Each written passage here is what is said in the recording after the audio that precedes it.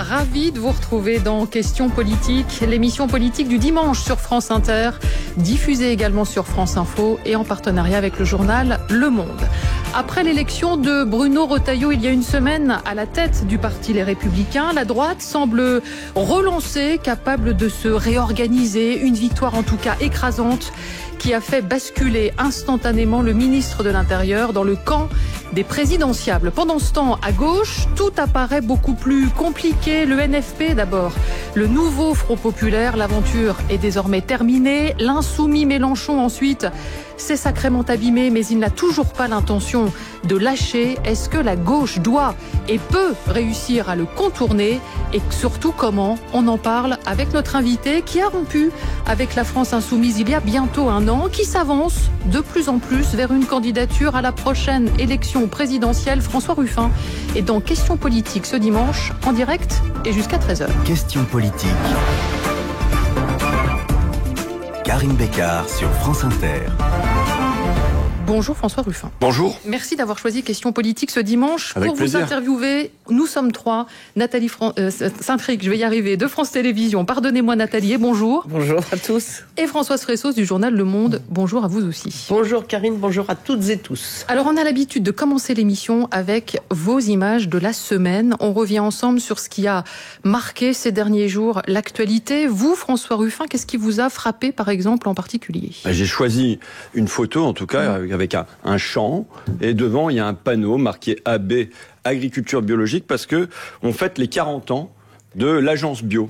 Et en guise de cadeau, le gouvernement a décidé de supprimer les 2/3 du budget, c'est-à-dire de mettre à mort l'agence bio. Et moi, je recevais à ma permanence un agriculteur qui était découragé parce qu'il avait fait le choix de sortir des phytos. Et c'est un gros effort et que derrière, les promesses n'ont pas été tenues. Il y avait une première promesse qui était de mettre 20% de bio dans les cantines. C'est pas fait. Il y a eu une crise, les marchés du bio ont plongé après la crise Covid. L'État n'est pas venu du tout au secours de ça. Et là, on a le choix de l'État de détruire l'outil qui doit nous permettre de changer notre agriculture. Et je vois donc cette régression écologique sur le secteur de l'agriculture. Je la regrette aussi sur le secteur du bâtiment, puisque là, l'outil qui devrait nous permettre la transition, c'est MaPrimeRénov', dont on a décidé de baisser quasiment de moitié les crédits, dont on fait que les artisans et les particuliers se retrouvent dans un labyrinthe numérique et bureaucratique, et avec des délais de paiement qui s'allongent de 1 an et plus. Donc on a. Donc vous dites décidément l'environnement, c'est mis de côté, quoi. Bah oui, là il y a stratégiquement, on devrait se donner le cap vers cette transition-là. Et l'État devrait mettre en place les outils, les tenir dans la durée pour aider les professionnels du bâtiment, les professionnels de l'agriculture d'aller dans cette direction. Et au contraire, c'est un complet abandon. Alors j'en profite quand même parce que vous le savez, demain débute à l'Assemblée une proposition de loi agricole pour lever les contraintes subies par la profession. Les Insoumis et les écologistes dont vous faites partie ont déposé presque 3000 amendements. Vous me confirmez ce chiffre-là? Un peu plus de 2700, enfin entre 2700 et 3000. La ministre de la Transition écologique, Agnès Pannier-Runacher, pardonnez-moi, parle d'obstruction pour empêcher le débat démocratique. Qu'est-ce que vous lui répondez?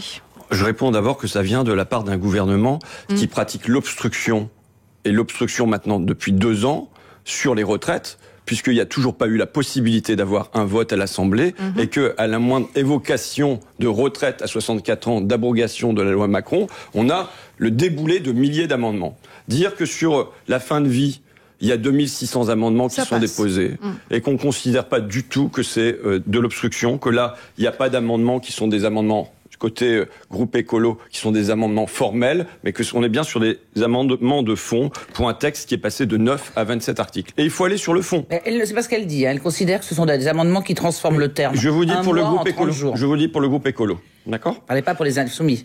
Mais là, vous parlez d'Agnès Pannier-Runacher, Nathalie, ou... D'accord. Donc, et il faut aller sur le fond maintenant. Le fond, c'est que l'année dernière, et vous savez, moi je suis dans une région qui est agricole, donc les échanges avec les agriculteurs, je les ai tous les jours. Hier, j'étais à la fête de l'agriculture à Abbeville. Il y a eu un mouvement l'année dernière qui réclamait des choses. La première chose qu'on réclamait, c'était mettre entre parenthèses le libre-échange. Pas aller plus à fond dans le traité Mercosur notamment. Là, dans la loi du plomb, il n'y a rien sur ce sujet-là. La demande dans la durée, c'est de bien vivre de son travail du côté des agriculteurs aussi, et donc il y a une répartition de la valeur ajoutée entre l'industrie agroalimentaire, la grande distribution. Il n'y a rien dans la loi du plomb sur ce sujet, donc ce qui reste, c'est le dumping environnemental.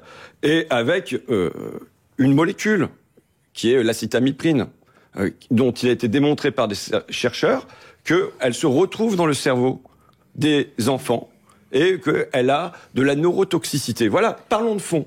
Parlons de fond. Okay. Et il y a eu un choix qui a été fait par l'Agence de sécurité européenne de l'alimentation qui vient dire c'est un danger possible, il y a une incertitude, et donc qui a décidé de diviser par 5.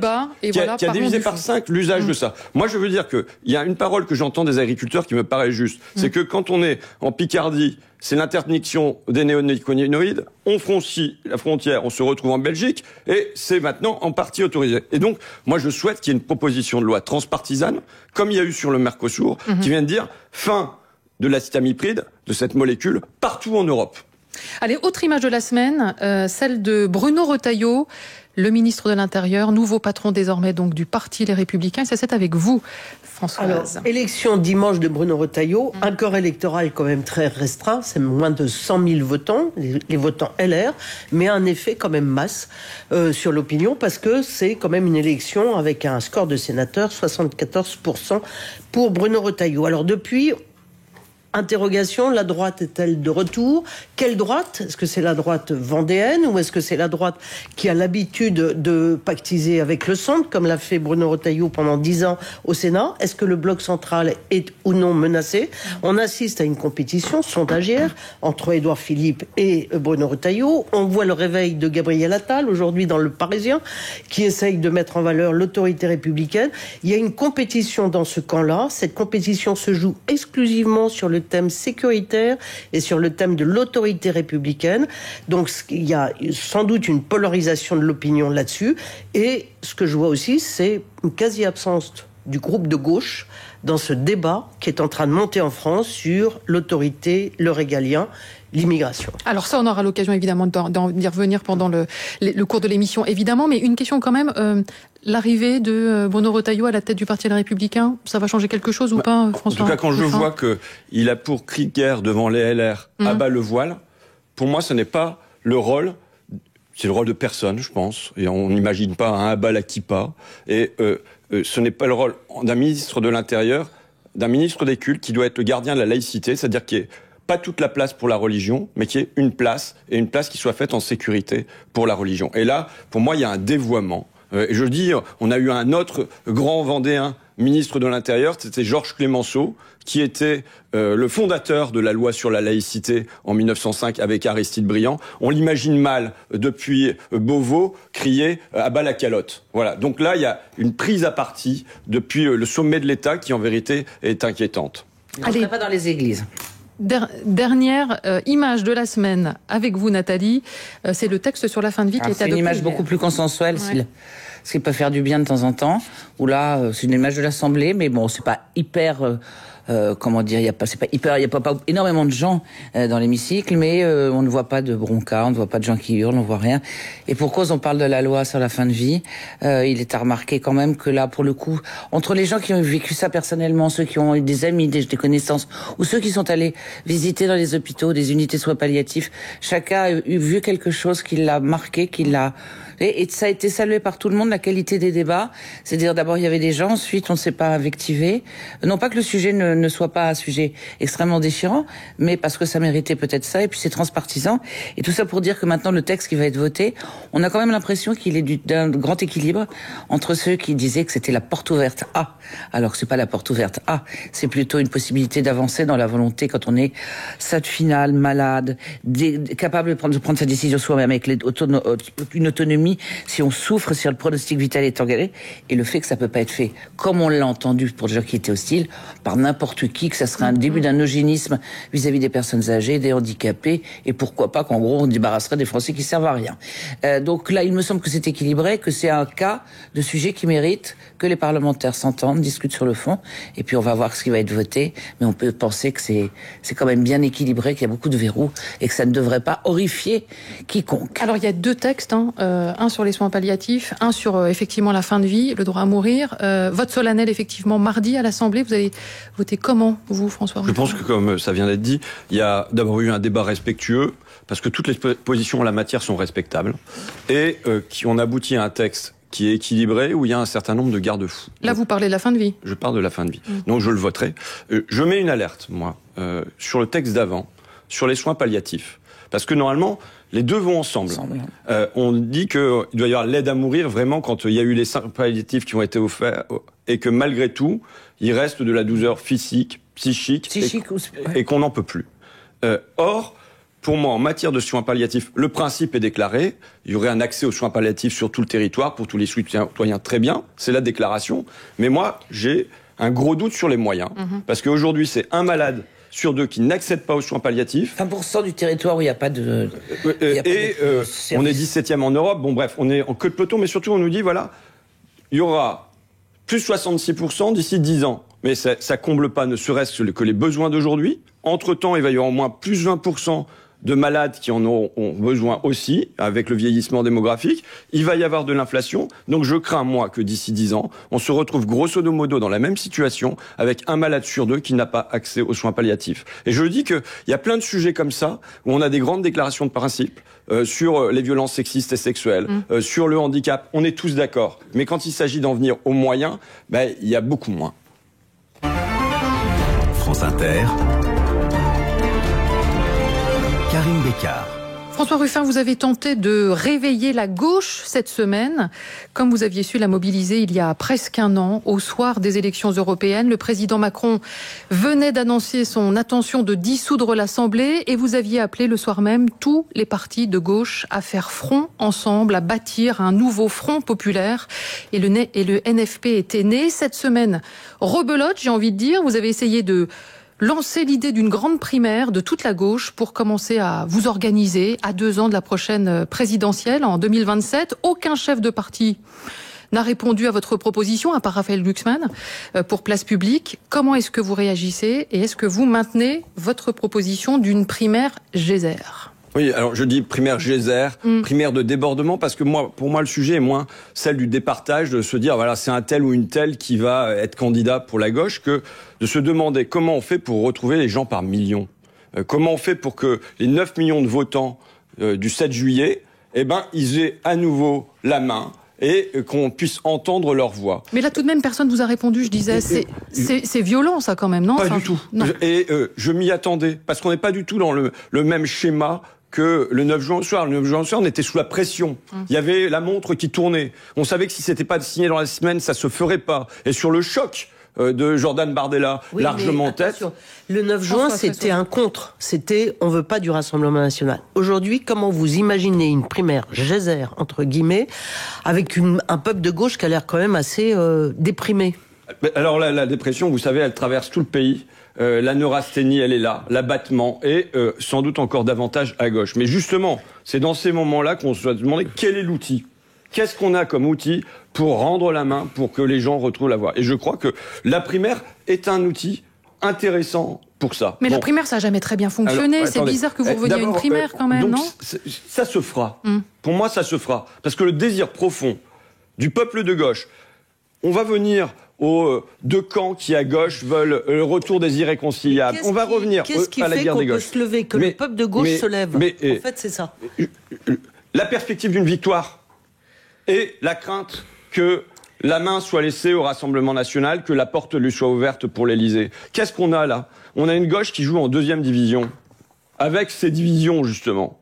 Si on veut jouer la Ligue des Champions, est-ce qu'on croit qu'on va y arriver en étant déchiré, dévisé, et que le haut du jeu sera laissé à Jordan Bardella, Marine Le Pen, Bruno Retailleau, bref, l'extrême droite dans sa diversité? Mais attendez, ce qu'on ne comprend pas, est-ce que ce n'est pas un problème de pourtour, enfin de borne? C'est-à-dire qu'on peut très bien comprendre que les Français aient besoin de s'exprimer, qu'il y ait une élection. D'ailleurs, ça peut s'appeler la présidentielle, cette élection. Mais quand dans une primaire, vous mettez des gens qui ont tant de dissemblances, c'est-à-dire que vous la faites aller de Philippe Poutou à François Hollande. Regardons même la position de NPA à l'époque, au moment du Hamas. Comment est-ce que ça peut tenir debout de mettre des gens, de départager, alors que vous parlez tous du fond tout le temps? alors que vous n'êtes absolument en désaccord total. Est-ce qu'il n'y a pas plus de logique, par exemple, que François Hollande sera avec le Modem et que vous soyez avec LFI ou pas? S'il y en a qui veulent participer à des primaires du centre, ils le peuvent. D'accord. Mais de la gauche, si elle ne c'est même pas c'est pas la même gauche du tout. Il y a un programme qui, pour moi, ne sert pas de Bible, mais qui sert de base, qui est celui qui a été signé lors des dernières élections. On a. Mais attendez, l'Europe, le nucléaire, l'OTAN, Alors, on laisse répondre François Ruffin. Je vais vous répondre sur tout ça. On vous écoute. Mais vous savez, l'union s'est faite à des moments où ça paraissait le plus impossible. Je le dis, le 9 juin au soir, qui l'aurait parié quand même ? Qui l'aurait parié alors qu'ils avaient passé des mois sur 4 listes différentes à se taper les uns les autres sur Twitter. Et pourtant, ça s'est fait parce qu'il y a eu la pression des gens. Mais regardez, le programme commun des années 70 entre le Parti communiste et le Parti socialiste. Un Parti socialiste qui regarde vers les USA, un Parti communiste qui est lié à l'Union soviétique. Et pourtant, ça se fait. Peut-être parce qu'il y avait Mitterrand, hein. Il peut y en avoir d'autres. Mais là, ça s'est fait sous la pression du Rassemblement national. Et vous croyez que cette pression, elle a diminué ? Non, elle n'a pas diminué, mais est-ce que ça peut être le seul argument ? Je ne dis pas que ça soit le seul argument. Parce que la question des arguments... Par exemple, vous dites sur l'Europe, on va fêter les 20 ans du traité constitutionnel européen, enfin du référendum, où je rappelle, puisque j'étais un partisan du non, évident à l'époque, que 80% des ouvriers à l'époque, 71% des chômeurs, 67% des employés ont voté contre la concurrence libre et non faussée, contre la libre circulation des capitaux et des marchandises. Bon, mais depuis ce temps-là, qui était un temps où on avait un non dur, pour ainsi dire, face à un oui très europhile, très européen, il me semble que les contours à gauche, mais peut-être dans le pays, sont devenus plus flous. Parce que côté oui, on voit bien que cette Europe, elle est profondément à transformer pour devenir plus juste. Et côté non, on voit bien que l'Europe, pendant le temps du Covid, a su se bouger, a su changer, a su se modifier pendant ce temps-là. Et qu'aujourd'hui, face à l'empire chinois et face à l'empire américain, on a besoin d'une Europe puissante. Donc il me semble que les points de divergence sont devenus beaucoup plus flous aujourd'hui. Avec la guerre ? Mais avec la guerre, mais qui prétend aujourd'hui qu'il faut lâcher l'Ukraine ? Pas moi. Donc s'il s'agit de parler de ça, il me semble que les points d'accord à gauche, il y a un point d'accord sur Gaza, j'espère qu'on y viendra, mais sur le fait qu'aujourd'hui, il faut en finir avec le silence, qu'il faut en finir avec l'inaction, qu'il y a des mesures qui sont à prendre. Moi, je plaide pour, quand on a 2 millions d'affamés dans la bande de Gaza... Oui, on va parler de Gaza, mais j'aimerais, on commence l'émission, revenir quand même sur cette primaire. Pardonnez-moi, parce que là, on sait... Et est-ce que tout ça mériterait pas un débat ? Je lis ce que Raphaël Glucksmann raconte sur Arcelor. À mon avis, il connaît pas le dossier. La nationalisation qui est plaidée pour certains, aide européenne et cohérence européenne, pour Raphaël Glucksmann. Je vois qu'il connaît pas le dossier parce qu'il dit que Arcelor aurait touché 850 millions d'euros pour la décarbonation, ce qui est pas vrai. Ils ont rien touché, ils refusent de le faire. Mais par exemple, un vrai débat sur le budget, la fiscalité. Non, attendez, pardonnez-moi, je vous coupe. François Ruffin, pardonnez-moi. Sur la fiscalité, sur est-ce qu'on taxe l'héritage à partir de 5 millions, est-ce qu'on prend tout, sur un vrai débat sur l'Europe. Sur quelle Europe on a besoin, quelle Europe on veut, comment on désobéit ou pas. Non mais s'il vous plaît François, on va pas parler de l'Europe, d'ArcelorMittal dans le désordre. On va aborder, je vous assure, on va aborder tous ces points-là, je l'espère. J'aimerais juste quand même qu'on torde le cou à cette idée de primaire Geyser. Et avant cela, je voudrais vous faire écouter le député insoumis Éric Coquerel, qui est le président de la Commission des finances à l'Assemblée. Et il était, hier matin, l'invité de la matinale de France Inter. Pourquoi une primaire n'est pas possible ? Parce que François Ruffin dit, lui, moi, si c'est Hollande et Glucksmann qui gagnent, je me range à RE.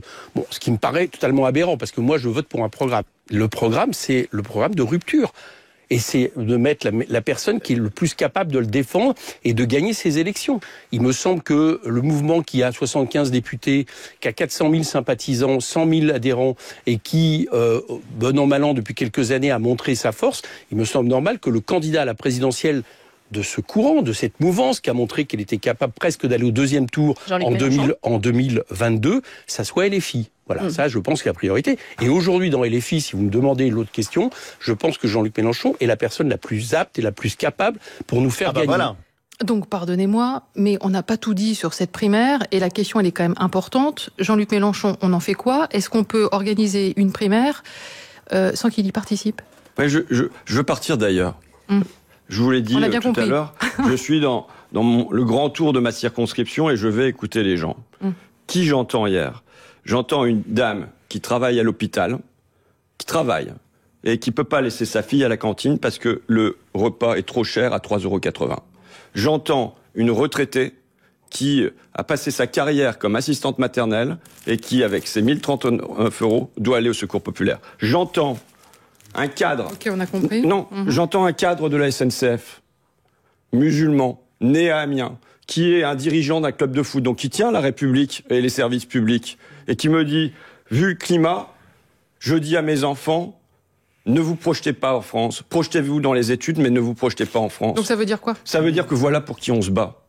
Voilà pour qui on doit changer un peu la vie et pour qui on doit changer le pays. Il faut que la gauche, elle soit unie pour y arriver. Eh bien oui, Alors il va de soi que dans ce temps-là, si on veut changer ça, il nous faut être les plus unis possibles.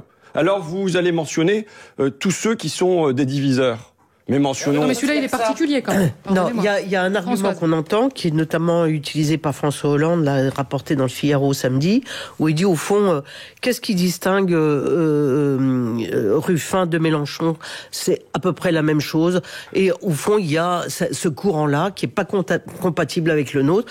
Et il a déjà une incarnation. Donc vous, qu'est-ce qui vous distingue très profondément de Jean-Luc Mélenchon? Oui. Est-ce que c'est le sujet? Est-ce que vous pouvez pas regarder plutôt tous ceux qui veulent faire ensemble? Vous savez, quand le 9 juin ça s'est fait, on avait déjà des deux côtés. On avait déjà Jean-Luc Mélenchon qui disait on leur a mis une tannée, qui était très fier de son résultat, même si c'était 25 points derrière Jordan Bardella, et on avait Raphaël Glucksmann qui disait la même chose. Pourquoi ça s'est fait? Pourquoi ça s'est fait? Parce qu'il y a eu Olivier Faure, parce qu'il y a eu Marine Tondelier, parce qu'il y a eu Fabien Roussel, parce que j'avais lancé Fonds Populaire et parce que, en 24 heures, il y a eu 400 000 personnes qui ont signé une pétition pour dire on veut l'union. Eh ben, mon pari, c'est un pari, c'est que il y aura la même pression à l'union. Il y aura le même désir d'union profond. Allons jusqu'au bout. Vous voyez bien que cette union qui a essayé de tenir quand même depuis 2017, il y a quand même une tentative d'unir les gauches, ça s'est désuni, je veux dire. Qu'est-ce qui a fait que ça ne peut pas tenir? Eh bien, j'envoie les forces centrifuges. Voilà. Maintenant, regardez les forces centripètes. 70 maires, socialistes, communistes, écologistes, qui signent une tribune pour dire nous voulons une candidature commune sur la base d'un programme de rupture pour changer concrètement la vie des gens. Voilà. Nous voulons une candidature commune sur la base d'un programme de rupture pour changer concrètement la vie des gens. Eh ben, sur ça... C'est ce que vous appelez une rupture tranquille? C'est ce que j'appelle la rupture tranquille. Il n'y a pas besoin de s'énerver parce qu'on a les Français qui sont d'accord avec nous. Si on dit qu'il faut l'indexation des salaires sur l'inflation, les Français sont d'accord avec nous. Si on dit qu'il faut maintenant imposer les hyper-dividendes, les Français sont d'accord avec nous. Si on leur dit qu'il faut un référendum d'initiative citoyenne, les Français sont d'accord avec nous. Il y a tellement de points dans notre programme sur lesquels on a 80-90% des Français qui sont d'accord avec nous. Donc du coup, il n'y a pas besoin de crier. C'est pas vous qui criez, c'est manifestement. Vous êtes. Pourquoi ne pas dire carrément que vous pouvez essayer de faire les choses avec toutes les bonnes volontés, en disant qu'il y a un certain nombre de cadres dans certains partis qui ont décidé de vous faire la peau, non pas à vous spécifiquement, mais aux socialistes, en leur mettant des candidats face aux municipales, et en leur disant s'il y a des législatives, on vous mettra systématiquement des gens pour vous faire perdre.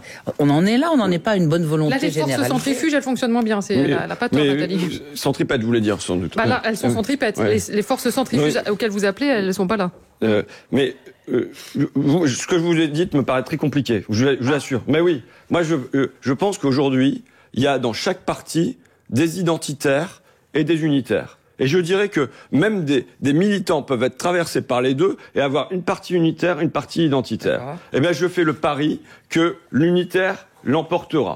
Je fais le pari que dans tous les partis, dans les mairies, mais surtout dans le pays, il y a des hommes et des femmes de bonne volonté. Des hommes et des femmes de bonne volonté qui, peut-être qu'on fera pas le meilleur des mondes, mais qu'on peut le transformer un peu en mieux. Vous le faites tout seul, sans parti, sans mouvement, sans... Non, je vous ai cité des noms. Quand vous dites que vous pouvez l'emporter... Quand Lucie Castet appelle le 2 juillet à nous au Rassemblée, qu'il y a un oui de Marine Tondelier, qu'il y a un oui de Olivier Faure... Qui sera peut-être pas réélu à la tête de son parti. Que j'y serai, qu'il y a un oui de Clémentine Autain. Il y a des gens qui ont envie de faire, et de faire ensemble pour sortir notre pays de l'ornière. Le député de la Somme, François Ruffin, est notre invité ce dimanche dans Questions politiques. Il y a un rapport qui a fait beaucoup de bruit cette semaine. Un rapport intitulé « Frères musulmans et islamisme politique en France ». Il a même fait l'objet d'un conseil de défense mercredi organisé autour d'Emmanuel Macron. Et mercredi après-midi, voilà ce que Bruno Retailleau expliquait devant ses anciens collègues du Sénat. Bien sûr que ce rapport est alarmant. Il concerne l'islamisme. Je tiens à dire, du reste, qu'il faut séparer les menées islamistes d'une pratique de l'islam qui est compatible avec la République. Il faut, bien entendu, prendre ce problème à bras-le-corps. Le rapport indique qu'il y a deux menaces. Une menace contre les intérêts fondamentaux, notamment les régimes républicains de nos institutions, mais aussi de la cohésion nationale. Et croyez-moi, nous avons la ferme intention de combattre le frérisme et l'entrisme. Votre réaction, François Ruffin, est-ce qu'il y a des raisons de s'inquiéter? Est-ce que l'entrisme islamique est une réalité en France? Il y a deux choses. D'abord, moi je suis partisan de la laïcité, de la loi de 1905, toute la loi de 1905, rien que la loi de 1905. Ce qui veut dire qu'à la fois, il doit y avoir une place pour la religion, la pratique religieuse, et il ne doit pas y avoir une invasion de la pratique religieuse. Donc ça, c'est le cadre qui est posé. Maintenant, moi j'ai le rapport, il y a le rapport et il y a l'usage politique du rapport. On a un rapport qui finalement, parce que on a là des dirigeants politiques qui font tout l'inverse des recommandations du rapport. C'est-à-dire, que dit le rapport? Le rapport, il dit qu'il nous faut une action dans la durée dans les quartiers de l'État. À quoi on assiste? Au contraire, à un État qui, dans la durée, s'en retire. Ça a été le plan Bordeaux qui est tombé à l'eau, mais c'est les contrats adultes relais, 5000 qui sont supprimés. Ce sont les crédits politiques de la ville qui baissent. Et très concrètement, à Amiens, ce sont une opération qui s'appelle quartier d'été pour les gamins, dont les crédits tombent de 40%. Mais est-ce que la réponse n'est que sociale? Est-ce qu'il n'y a pas un autre mettre de l'argent pour éviter... Je vais y venir, mais disons que ça va à l'encontre des recommandations du rapport. Quand l'an dernier, je propose qu'il y ait un projet de loi vacances pour tous, c'est avec le souci de construire la République, qu'il n'y ait pas un temps, le temps de l'école fait du commun, le temps des vacances devient un temps d'inégalité. Eh ben pour que, quand on soit derrière les clochers ou dans les quartiers, on puisse voir la mer, on puisse voir la montagne, qu'on se mélange et qu'on fasse concrètement la République. Et dire que dans ce temps-là, on a des élus locaux, on a des associations qui sont des héros, parce qu'on les met en première ligne dans des quartiers difficiles, et que l'État, à la place de les renforcer, chaque jour les affaiblit, chaque jour leur complique la vie. Donc ça, c'est le premier point. Le deuxième point qui est dans le rapport, c'est que le rapport recommande la reconnaissance de la place de la religion musulmane en France. Ils le disent. Ils disent, voilà, faut qu'il y ait l'enseignement de l'arabe à l'école, par exemple. Ou alors, il faut qu'il y ait des carrés musulmans dans les cimetières. Okay. Donc, mais oui. Et là, on a tout l'inverse chez nos politiques. Qu'il s'agisse de M. Retailleau, de M. Attal, ou même de M. Macron, qui ont fait un conseil de défense comme si on était immédiatement attaqué par un virus. C'est-à-dire quoi? C'est-à-dire que plutôt que d'œuvrer à faire ensemble, on décide de stigmatiser et de faire une compétition. Donc l'État met lui sur le feu. Stigmatiser quand le rapport, certes, préconise un certain nombre de choses qu'on peut trouver saines, effectivement, les carrés musulmans dans toutes les villes, de manière à ce que les musulmans puissent être enterrés correctement, l'enseignement de la rapport. Mais il tire quand même une sonnette en disant, attention, il y a un entrisme systématique, c'est-à-dire des gens qui profitent d'un certain nombre de failles pour faire avancer leur idée, pour être une religion de conquête. On peut trouver ça bien ou pas bien, mais c'est quand même quelque chose. Quand vous dites qui alerte aussi sur le fait que les petites filles de 5 à 6 ans portent le voile, enfin que c'est de plus en plus tôt, et que vous dites que c'est comme le baptême, c'est pas exactement la même chose, puisque le voile, c'est dérober la vue des femmes à la vue des hommes. C'était sur le thème imposition. D'accord, mais bon, qu'importe. Non, pas qu'importe, parce que ça revient que quand il a fait le non, mais un je veux rapport dire, je vais pas revenir là-dessus, mais quel est l'objectif des islamistes? Parce qu'ils existent et ils ont un objectif. Leur objectif, c'est de séparer les musulmans de la France, de les séparer de la République. Comment on y répond? Alors, il y a des alliés objectifs traditionnels qui est l'extrême droite, qui elle aussi veut séparer les musulmans de la République et les séparer de la France. Mais quand on fait toute cette campagne avec abat le voile, quand on a... Oui, mais en même temps, il y a de l'entrisme municipal aussi. D'accord, mais voilà. Quand le discours public, ça produit une souffrance immense chez nos compatriotes musulmans. Abat le voile. Pardon ? Abat le voile. Gabriel Attal a proposé quelque chose qui a été rejeté d'ailleurs par tout le monde. Le ministre de l'Intérieur, ministre des cultes, prononce abat le voile. Je suis désolé, mais ça produit ce climat permanent, à la fois médiatique et politique, produit une souffrance chez nos compatriotes musulmans. Et vous considérez aussi que Gabriel Attal, quand il demande la suppression du voile pour les petites filles, enfin pour les jeunes filles de moins de 15 ans, ça contribue aussi à ça ? Je considère que ça participe d'une course à l'échalote. Je lui demande, est-ce qu'on va faire la même chose sur la kippa ? D'accord ? C'est tout. Mettons à égalité dans ce cas-là. Bon, mais moi je veux vous dire surtout, il y a autre chose.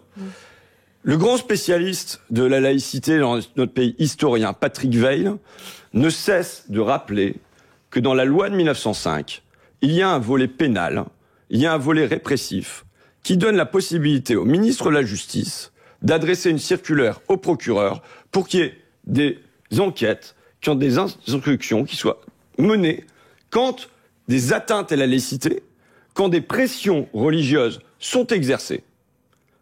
Or, pas une seule fois, Gérald Darmanin n'a activé ce volet de la loi de 1905, pas plus que ses prédécesseurs.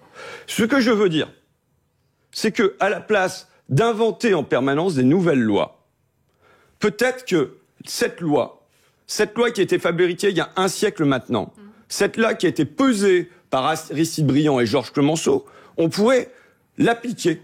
On pourrait en faire un outil pour l'appliquer et pour regarder, parce qu'ils existent, dans les cas de pression religieuse, eh bien qu'il y ait une politique pénale qui soit mise en place. Plutôt, mais pourquoi on le fait pas ?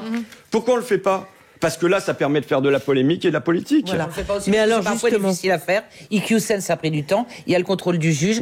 Pour fermer des établissements sous contrat qui sont jugés douteux, on est obligé de tordre le cou à la loi et de considérer que c'est parce qu'il y a un problème de sécurité comme de normes incendie. Dans le cas de lycée de Colombes, c'est exactement ce qui s'est passé. Et parce que manifestement, c'est pas aussi facile de lutter contre cette forme de tentative d'entrisme. Il y a pas. Mais dans le quotidien, parfois, c'est compliqué. Un homme qui vous salue pas, on vous serrant pas la main quand vous êtes une femme, par exemple. Mais vous n'allez pas on va pas le sanctionner pour ça. Non, et en même temps, ça signifie déjà quelque chose. Et donc, ça veut dire que là, il y a, pour moi, c'est imposer la République partout. Ça veut dire quoi ? Mais on va pas l'imposer. C'est comme, on a eu la même discussion, ça me rappelle sur la loi narcotrafic, où je disais, il y avait un volet répressif pour les politiques pénales, pourquoi pas, mais il doit y avoir un deuxième volet. C'est comment on fait pour installer la République dans les quartiers. C'est ce que je disais. Ben voilà, si les gamins, non seulement il y a à l'école, mais qu'il y a le centre le soir, et que vous savez, moi je me bagarre sur Amiens, chez moi, et je le dis au préfet. Je me bagarre parce que il y a des quartiers où je vois que ça n'est pas fait par des laïcs, ça n'est pas fait par l'État, ça n'est pas fait par les associations. Quand l'État se retire, qu'est-ce qui reste ? Eh ben, ce que je souhaite, c'est qu'il y ait la présence des associations et ces gens-là, on les décourage tous les jours. Ce sont nos piliers. Ce sont nos piliers qu'on doit renforcer et qu'à la place, on affaiblit. Françoise, dernière question avant de passer à l'économie. Vous plaidez bien votre cause, mais est-ce qu'il n'y a quand même pas un problème de la gauche d'avoir donné l'impression, ces dernières années, d'avoir abandonné, au fond, une partie du combat pour la laïcité, la République, l'autorité républicaine, qui fait qu'aujourd'hui, elle se retrouve un peu sur la défensive. Et comment vous pouvez, au fond, contre-attaquer là-dessus ? Mais ça n'a jamais été mon cas, déjà. Personnellement, je n'ai jamais rien abandonné sur la laïcité. Mais quand nos compatriotes musulmans se sentent menacés, ils doivent se sentir protégés, et se sentir protégés par le sommet de l'État. Or, aujourd'hui, ça n'est pas le cas. Donc il faut tenir des deux côtés. Il faut dire, il y a une place pour la religion, mais la religion ne doit pas devenir envahissante et elle doit rester à sa place. Ça, vous le dites très... Mais je l'ai dit de manière constante et avec conviction. Tout le monde l'a suffisamment dit à gauche. En tout cas, ma position est très claire et je veux que tout le monde se sente bien dans ce pays. Vous savez, je suis bonheuriste, moi. Je suis pour le bonheur. Voilà, je suis pour la levée des obstacles au bonheur. eh bien, je vois qu'aujourd'hui, il y a un discours public, un discours médiatique et politique qui rend des gens malheureux. Et j'ai envie que d'autres obstacles sur l'émancipation de la femme soient levés également. François Ruffin, les taxis, changeons de sujet, se sont mobilisés pendant 6 jours. Ils ont rencontré hier le Premier ministre François Bayrou qui s'est engagé à retravailler donc la convention sur le transport sanitaire. Pour l'instant, les syndicats de taxis maintiennent la pression. Est-ce que vous soutenez le mouvement de ces taxis qui râlent donc contre la baisse de la prise en charge du transport sanitaire qu'une partie de ces taxis assure? Est-ce qu'il y a eu des abus? Et est-ce que dans le contexte budgétaire dans lequel on est aujourd'hui, il va falloir redéfinir quand même quelques règles? En tout cas, la question budgétaire et fiscale, elle doit être posée de manière beaucoup plus large. Et ça peut pas être un petit coup, une tentative chez le retraité, une tentative chez les taxis. C'est pas comme ça qu'on va résoudre le grand problème qui est le nôtre. Je rappelle que là, on va encore avoir cette année plus de 5% de déficit public. Si c'était la gauche qui faisait ça, on parlerait du Titanic. Et ça va être la 3e année d'affilée. Et ça va être même pas avec... Enfin, tout le monde a demandé pendant des années, toutes les dernières années, c'était unanimité pour qu'on dépense plus sur les bandes gauche, sur les bandes droite, sur les bandes extrême droite. Et tout ça se fait avec, donc même, sur le transport sanitaire, même pas de l'investissement. Pendant tout ce temps-là, c'est même pas une politique d'investissement. Donc, je peux vous dire comment je souhaite régler ça. Mais là, le sujet sur les taxis, il déborde la question des frais. C'est quoi? C'est est-ce qu'on veut ubériser ou pas le transport de malades? Voilà la direction, en vérité, dans laquelle on s'inscrit. Et je le dis, moi, il y a des professions qui sont comme ça, des professions populaires, et qui permettent encore de gagner correctement sa vie. Ce qui est le cas des taxis, même s'ils ont déjà été attaqués sur le transport tout court. Eh ben, je suis évidemment solidaire Est-ce que c'est normal que ce soit la sécurité sociale qui paye, en fait, qu'assure une partie du chiffre d'affaires des taxis? En fait, c'est ça le sujet aussi. Ça ne peut pas se faire du jour au lendemain sans discussion avec les principaux concernés. Ça doit se faire avec un cap, en se disant, voilà, d'ici 2 ans, d'ici 5 ans, d'ici 10 ans, voilà comment on veut que fonctionne le transport de malades dans notre pays. Parce que, vous savez, il y a une autre profession qui est malade à l'intérieur. Ce sont les ambulanciers.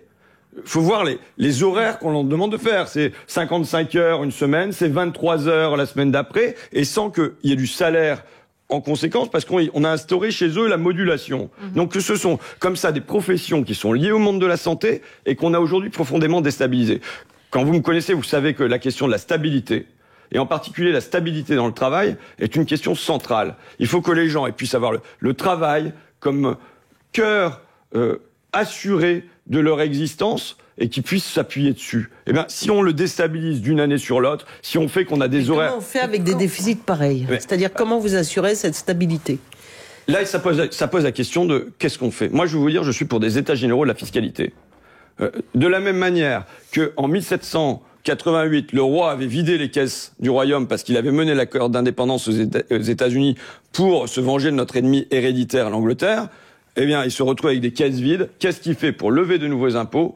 Il convoque les États généraux. Et qu'est-ce que ça va changer les États généraux? Parce que pour le coup, la situation, on la connaît quand même. Là. Non, mais les États généraux fait qu'aujourd'hui, tout le monde refuse un nouvel impôt parce que personne ne comprend plus rien aux impôts. Et parce que ça apparaît comme étant immensément injuste, et de fait, ça l'est. Mais du coup, vous voulez toucher aux retraités... Vous voulez une remise à plat de tout le système fiscal? Il faut une remise à plat complète aujourd'hui du système fiscal. Et je dirais c'est la clé de voûte. Parce que c'est par là qu'on a des moyens pour... Donc, on est d'accord, au-dessus de 5 millions, on prend tout, c'est ça votre slogan? Ouais. C'est-à-dire, on taxe l'héritage au-dessus de 5 millions. Je peux vous dire ce que je ferai sur les dividendes, puisque aujourd'hui, les impôts, le capital est moins taxé que ne l'est le travail. À peu près 50% moins que ne l'est le travail. Ce qui est quand même un gros souci dans notre pays. Mais je pense que tout ça ne sera pas accepté. Même s'il y a un président de la République, même s'il y a une assemblée, tout ça, de gauche, tout ça ne sera pas accepté, il y aura des points de blocage dans le pays. D'où, pour moi, des États généraux qui donnent un siège à Bernard Arnault, qui laissent leur place aux entrepreneurs pour venir expliquer quels sont les soucis qu'eux-mêmes ils ont, mais qu'on ait devant les Français une remise à plat de la fiscalité, comment elle fonctionne et comment on veut vers quoi on veut aller. Mais on n'y arrivera pas par petits bouts en touchant un coup la taxe d'habitation, ainsi de suite. C'est une présidentielle, ça, où vous chacun... Eh bien, je suis là pourquoi ? Mais je ne vous ai pas dit que vous êtes là pourquoi ? Pour la présidentielle ? Bien sûr. Vous disiez d'accord, vous êtes candidat à l'élection présidentielle. Je suis, par le biais d'une primaire, c'est très clair. Je souhaite être le candidat de la gauche à l'élection présidentielle et je pense que la question de la fiscalité est la clé de voûte qui permet de rendre des moyens à l'État et rendre un sentiment de justice. Madame Bécard, vous savez très bien que vous êtes à peu près 2 fois moins taxés que ne le sont les grandes fortunes de notre pays. C'est-à-dire qu'il y a une double injustice aujourd'hui, c'est qu'elles hyperconcentrent les richesses, les 500 fortunes, possédaient l'équivalent de 5% du PIB il y a 30 ans, c'était 20% à l'arrivée d'Emmanuel Macron, aujourd'hui c'est plus 45%, première injustice sur la répartition, et ensuite on a un impôt qui pèse bien davantage sur vous, sur les ambulanciers dont je viens de parler, que sur les... Vous vous souvenez, une toute dernière question sur les taxis. Pour les taxis, vous dites, il faut négocier, on peut pas prendre faire du rabot. C'est ce que va faire François Bayrou, on pourrait le faire avant qu'il y ait les menaces de grève. Est-ce que vous êtes d'accord sur le fait qu'il y a quand même peut-être des choses à voir dans le transport sanitaire ? C'est-à-dire faire en sorte qu'on peut peut-être mettre 2 personnes dans un taxi sans qu'on nous dépeigne une situation où il y a des gens qui sont limite soit palliatifs, qui sont serrés comme des sardines à 25 dans un taxi. Est-ce qu'on ne peut pas, dans ce pays, sans menacer tout de suite du blocage, voir, parce que finalement les économies sont pas énormes, mais elles peuvent par petits bouts, en attendant la présidentielle, faire avancer les choses. Est-ce que vous diriez au taxi, mais franchement, là, les discussions sont ouvertes, allons-y, on va regarder si on peut pas, de bonne volonté. Mais je pense qu'à ce moment-là, ce qu'il faut faire, c'est pas seulement de mettre les taxis face à l'État. Il faut que, quand je propose une primaire pour dire il doit y avoir de la démocratie... on ne peut pas débattre de tout sans interruption avec tous les Français, 168 millions. Vous pouvez mettre les ambulanciers autour de la table. Et vous avez non pas une réflexion sur qu'est-ce qu'on va prendre au taxi... Et les VTC. Mais sur comment on veut que fonctionne le transport sanitaire dans notre pays. Mais il faut élargir l'angle. Alors, on va parler un peu de dossier diplomatique très rapidement, parce que le second invité est déjà rentré sur le plateau. Première question sur Gaza. Comment on arrête la guerre au Proche-Orient, François Ruffin ? Qui peut y arriver ? Qui peut le faire ? En tout cas, je sais quel est le rôle de la France dans tout ça. Qu'est-ce qu'elle peut faire ? La France... pourrait alors avoir une résolution aux Nations Unies pour demander un cessez-le-feu immédiat et pour demander la fin des colonies en Cisjordanie. Mais la France pourrait mener un embargo sur Israël, comme on l'a fait pour l'Afrique du Sud du temps de l'apartheid. Vous trouvez le président de la République trop timide, qui ménage la chèvre et le cheveu ? Ça fait 18 mois. D'accord ? Aujourd'hui, on a 2 millions de personnes qui ont été déplacées, qui sont maintenant affamées. On sait que chaque jour qui passe, ce sont des centaines de civils qui sont tués dans des bombardements. Et tout ça, sous les yeux du monde, et avec tantôt le silence, et quand c'est pas du silence, c'est de l'inaction. Sans sanction. Sur la Russie, on y viendra, mais on va être au 17e train de sanctions. On n'a toujours pas pris la première sanction sur Israël. Mais quand la France demande là à ce qu'on revoie l'accord d'association entre Israël et l'Union européenne... Il fait le boulot, là, le président de la République, non ? On peut commencer par là. Bon. On doit dire, nous, on n'en voit plus rien en Israël. Nous, on refuse qu'il y ait la moindre pièce de matériel militaire qui aille là-bas. C'est rien. De la même même rien manière, ce qu'on envoie. Hein. Ça transite encore. Ça serait purement symbolique, ça changerait rien. Et on peut refuser des visas. Quand il y a des amis de Benyamin Netanyahou, qu'ils soient politiques, qu'ils soient culturels ou qu'ils soient sportifs, qui demandent à venir... Donc on a la main qui tremble, c'est ça que vous dites ? Eh ben, il faut dire non, vous ne viendrez pas. Vous savez, moi je voulais aller en Israël et en Palestine pour rencontrer des camarades israéliens et palestiniens qui ensemble travaillent à la paix. Le gouvernement israélien a refusé mon visa. Eh bien, pourquoi on fait pas de même pour eux ? Donc là, il y a une inaction. Et ça fait maintenant 18 mois que ça dure. Mais attendez, Emmanuel Macron a quand même évolué. Quand il caractérise l'attitude et la politique de Benjamin Netanyahou de honte, quand il se fait d'ailleurs... Il a la réponse de Netanyahou qui lui dit qu'il est à côté du Hamas, qui est quand même d'une grande finesse. Il y a quand même, on n'est pas en train de considérer que tout est dans tout et réciproquement. Mais on a un discours dont je prends ce qu'il y a de positif, mais qui est en zigzag chez Emmanuel Macron. Et je le dis, il faut que ça se traduise par des actions. Et ça, ce sujet, c'est pas comme si on parlait seulement d'un sujet lointain. C'est que la voix de la France dans les pays du Sud, pour qu'elle compte, faut pas qu'il y ait 2 poids 2 mesures. Il faut qu'on nous entende là-dessus. C'est une chose. Et ensuite, vous savez, quand on a dans notre pays la première communauté musulmane et la première communauté juive, la paix civile, elle passe par des exigences de paix là-bas et des sanctions là-bas. Et d'ailleurs, les commentaires sur Gaza de LFI ont contribué à l'apaisement du pays. Vous savez, dans une émission politique, quand même. Je n'appartiens plus à la France Insoumise, c'est très clair. Mais vous savez que c'était l'un des points de désaccord, puisque dès le 7 octobre après-midi, j'ai condamné les actes terroristes du Hamas en disant ma pleine empathie et plus pour les victimes dans les kibboutz israéliens. Maintenant, dès le premier instant, je l'ai fait. Mais à chaque instant, nous devons nous insurger contre ce qui est fait aujourd'hui au peuple palestinien. Merci François Ruffin. Merci à vous. Vous restez avec nous pour la suite de questions politiques avec notre second invité pour le livre de la semaine. France Inter. Questions politiques. Karine Bécard. Bonjour Raphaël Dohan. Bonjour. Merci de nous avoir rejoints. Vous êtes l'auteur de plusieurs essais qui ne sont pas passés inaperçus. Vous venez d'en sortir un petit dernier aux éditions Passé Composé, faire de la France une démocratie, sacré titre, qui nous permet tout de suite d'entrer dans le vif du sujet, si je puis dire. Faire de la France une démocratie, ça veut dire quoi? Que nous ne sommes pas donc dans une démocratie. Qu'est-ce qui nous manque, Raphaël Dohan? Pardonnez-moi, j'ai toujours envie de dire Daon, pardonnez-moi encore. Pourquoi est-ce qu'on ne serait pas vraiment dans une démocratie? Alors je prends démocratie dans son sens originel, celui que les Grecs de l'Antiquité avaient inventé, qui veut simplement dire pouvoir du peuple, et qui voulait dire encore plus précisément que c'était le peuple qui faisait lui-même les lois. C'était pas des représentants. Et le régime représentatif qu'on connaît aujourd'hui, qui a été, disons, inventé depuis la Révolution française, n'était pas censée être une démocratie à l'origine. Les révolutionnaires n'ont pas voulu vraiment instaurer une démocratie qui, pour eux, renvoyait encore à l'idéal grec, donc du monde où les citoyens font eux-mêmes la loi. Alors, je dis pas qu'on doit passer à une démocratie directe, totale, absolue, mais on a quand même dans la Constitution française un outil qui est le référendum et qui sert à permettre, sur des sujets importants, à intervalles réguliers, de consulter directement les Français sur ce qu'ils veulent choisir, sur des grands projets de loi. Et ça fait 20 ans qu'on l'utilise plus. Donc c'est pour ça que je propose d'essayer de faire de la France une démocratie. Alors on va parler du référendum, évidemment. Je reviens quand même sur, si on n'est pas dans une démocratie, on est dans quoi? Alors on n'est clairement pas dans une dictature, c'est bien, voilà. Évidemment, c'est pas la question du tout. On est dans un régime donc représentatif, qui est bien différent du sens philosophique originel de démocratie. On pourrait dire, si on reprend les termes classiques, qu'on est une sorte d'aristocratie élective, c'est-à-dire qu'on choisit certaines personnes pour nous représenter, on considère qu'elles sont censées être meilleures pour faire la loi et on les élit à intervalles réguliers. Mais c'est pas tout à fait la démocratie. Et vous êtes d'accord que la démocratie directe, dans un pays de 60 millions d'habitants, comme rappelait tout à l'heure Nathalie Saint-Cric, ça n'existe pas, ça fonctionne pas, ça marche pas. Je me souviens de mon prof de droit constit qui disait mon Dieu, ça n'existe pas, 60 millions d'habitants, on peut pas faire une démocratie directe. Ça n'existe pas au sens, disons, si on peut pas transposer le modèle athénien d'Antiquité directement parce qu'on va pas toutes les semaines sur une colline pour se réunir et voter toutes les lois.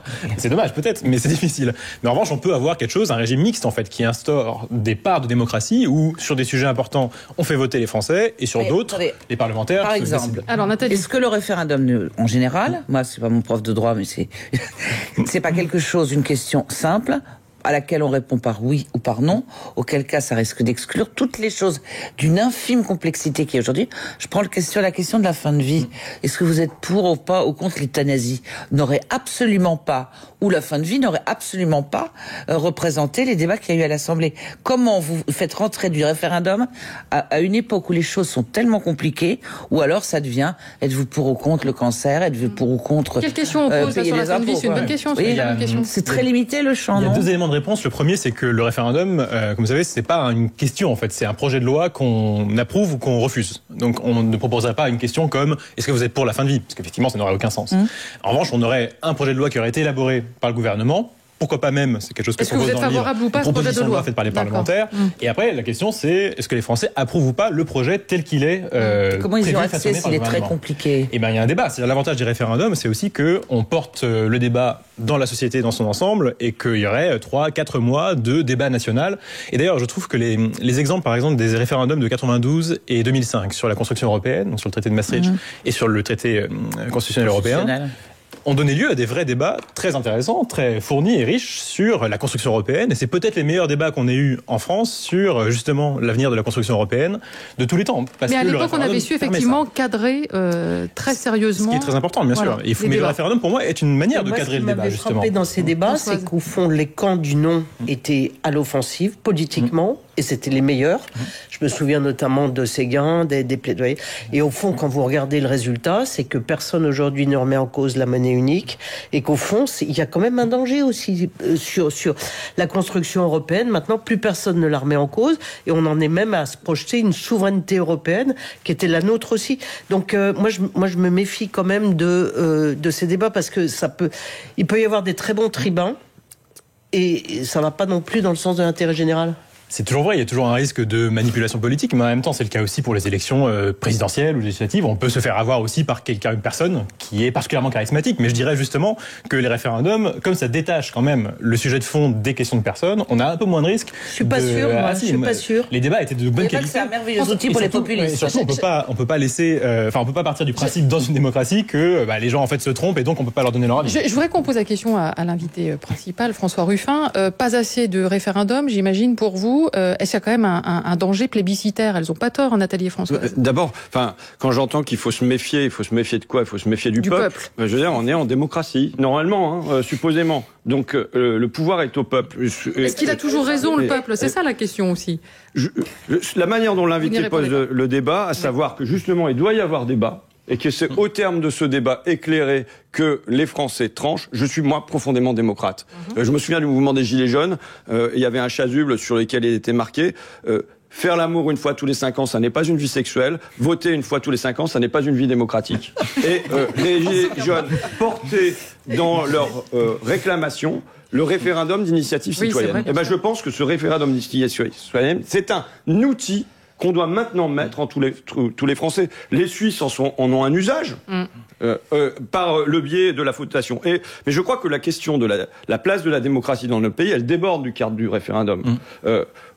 Les conventions citoyennes, et par exemple sur la fin de vie, mais ce qui a pu exister sur... C'est bien ça ou pas? Ça va dans le bon sens? Alors le problème, c'est que Emmanuel Macron, quand tu touches un outil, il a tendance à le pourrir. Mais moi, je pense que la convention citoyenne est un bel outil. Alors moi, je serais pour qu'on en fasse un espèce de love story où il y aurait des caméras qui filmeraient ça et qu'on aurait une vidéo en direct sur LCP ou Public Sénat qui permettrait de s'identifier dans ce débat. Mais moi, par exemple, sur la transformation du travail, je souhaite qu'il y ait de la démocratie au travail. Ça veut dire qu'il y ait de la démocratie par le haut, avec des représentants des salariés dans des conseils d'administration, mais la possibilité de prendre la parole sur son travail, à la base aussi. Mais en tout cas, la question de faire entrer pour de bon la démocratie, pas seulement par le biais du référendum, mais par des tas d'outils, me semble une question centrale. Convention Sinon, citoyenne. on voit qu'on a un espèce de pourrissement du pays. Vous trouvez ça bien? C'est un bon outil ça... Seulement si ça mène justement à des outils qui sont directement démocratiques, comme le référendum par exemple. C'est-à-dire que si c'est juste Alors que là, on repasse par une loi, c'est un peu long si et c'est juste écrasé. pour tirer au sort des citoyens, et les faire discuter, et puis ensuite voir si jamais on reprend des idées, à la limite, on a déjà des think tanks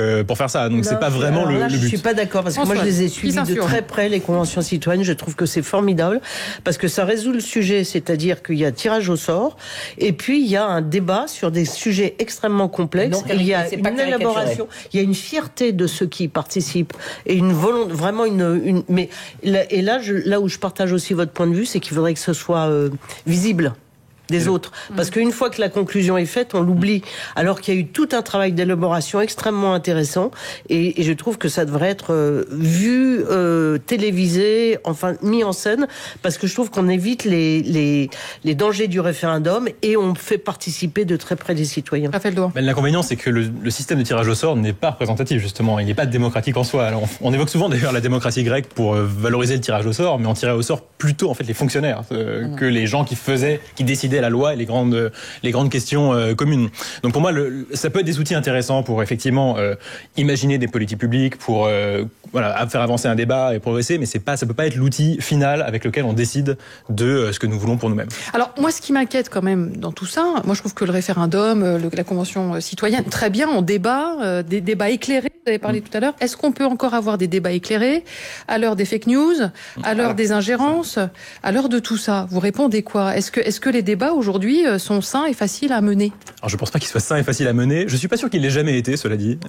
Quand on voit justement les débats de la Révolution française, ils sont quand même très violents et ils sont eux aussi faits de fake news et des informations. D'influence. On n'a pas, faut pas non plus mythifier un passé où le débat serait absolument cordial et raisonné.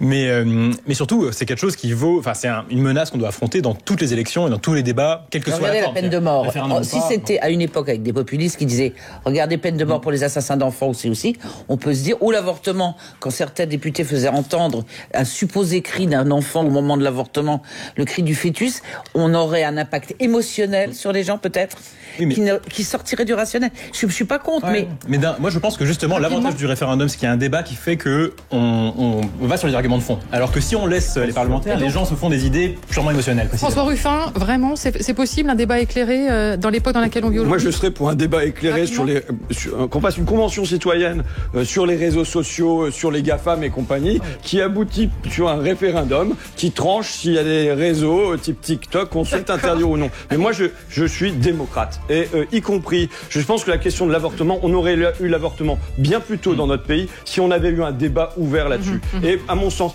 un débat sur la peine de mort, aujourd'hui, il n'est pas dit que si c'est au terme d'un débat... 60% des gens étaient contre à l'époque. Mais oui, mais ça c'est à froid. Allez, merci. Et une fois qu'on a le débat, on fait évoluer les gens. Moi, je crois à notre capacité encore à convaincre et à se convaincre les uns les autres. Et à tous, merci à tous les deux. Et à trouver un chemin commun. Merci Raphaël Dohan, c'est pas facile. Je rappelle le titre de votre dernier livre, Faire de la France une démocratie, aux éditions Passé Composé. Merci François Ruffin d'être venu ce dimanche sur le plateau de Questions Politiques. Merci à toute l'équipe, Fabienne Lemoyle à la rédaction en chef et Amaury Baucher à la programmation. Je vous souhaite une excellente fin de week-end et je vous dis à la semaine prochaine.